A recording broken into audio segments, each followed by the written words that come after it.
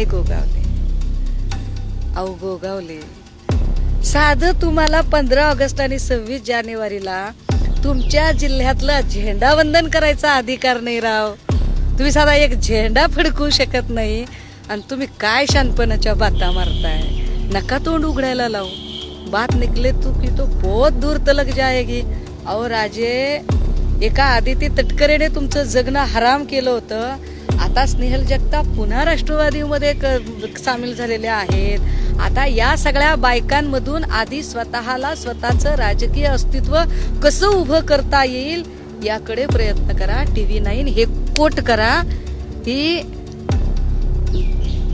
स्नेहल जगताप राष्ट्रवादीत सामील झालेल्या किंवा आदिती तटकरे ह्या सगळ्या बायांच्या मधून कशा पद्धतीने गोगावले स्वतःचं राजकीय अस्तित्व उभं करणार आहेत ते आधी बघा, मग बाकीच्या गोष्टींवर